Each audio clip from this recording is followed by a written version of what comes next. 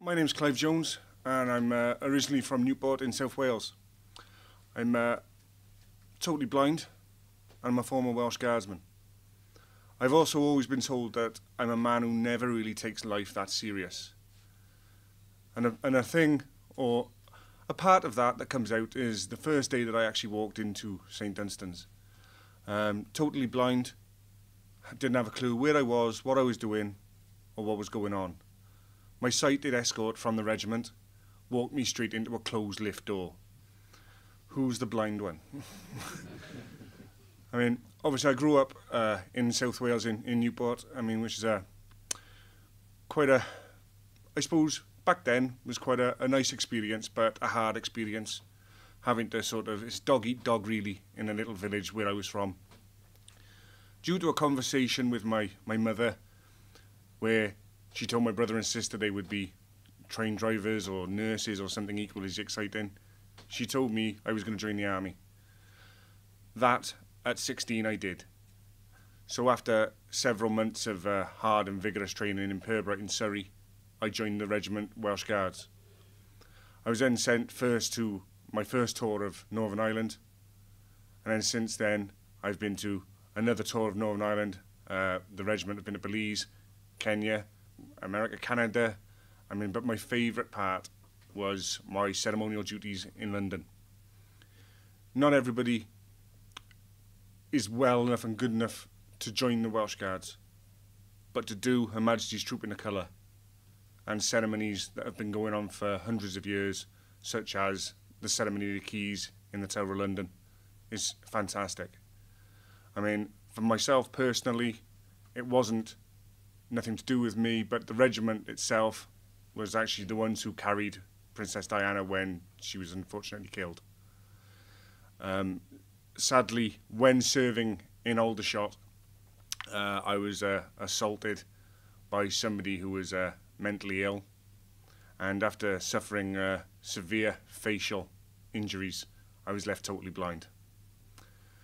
I woke up 6 days later after my coma, and I was met by what was then, and still is today, my rock, that being my wife.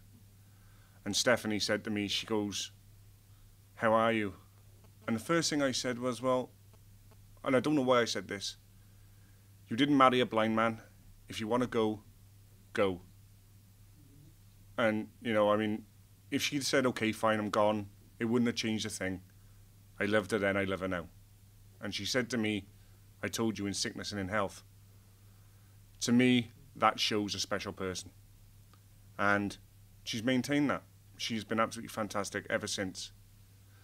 So after waking up out of my coma and sort of settling into the fact that I am never going to see again, what I see is total blackness, I was met by a person sat on my bed who I found out later to be a guy called Ray Hazan, who was also a fellow St Dunstaner, and his wife, and he's presented me with a watch, a talking watch, and a badge, and said to me, "You are now a St Dunstaner."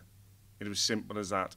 I was one of the lucky ones. I was picked up in service in hospital, so I haven't really suffered years of blindness before I had the help, and I am grateful for them, to St Dunstan's for that. So when I started my rehabilitation in St Dunstan's on the 8th of January 2001, I was placed in the reception and met by this, man mounting. A guy called Martin Shale, 6'5", and let's say rather quite badly built, yeah. Made me look like a shrimp. But he, introduced himself, and he took me round and he showed me my room and orientated me to my room and found me the bar, which was nice, and we've been blind drunk in there a few times. He showed me the other important areas, like the gym, which I've never been in, and the canteen and all the rest of it. It wasn't until a couple of weeks later, I actually found out this guy who showed me round and looked after me was actually totally blind himself. Now that, to me, in some respects, shows you what, with the confidence and the self-esteem, a blind person can do. Since being blind, I mean, I've been introduced to lots of, charity fundraising, which I always used to do anyway. But with St Dunstan's, they've took me on a new level, and they introduced me to archery, which has been a big part of my life. I think it was a year last February. I was up at the new establishment in Llandudno to shoot archery against Prince William, which I thrashed him. But, That's my boy. But I was told by a good friend of mine later on, of course you would have beat him, Clive. He had a blindfold on. Obviously I didn't. But no, I mean, St Dunstan's have been such a sort of inspiration for me. I mean, as you've already been told, the ladies and the gentlemen you meet there are fantastic. They are unique in it. They've all got their own little stories. That they range from, I think there's about 6 younger than me, to many, I mean, we've just lost a few now that are over 100 years of age. So, I mean, the things that they show you with independent living skills, I mean, obviously being ex-guardsman, I do have standards. And I still like to wash and dry and iron in my clothes. I mean, the wife don't touch them. Except my trousers I'm wearing today, but there you go.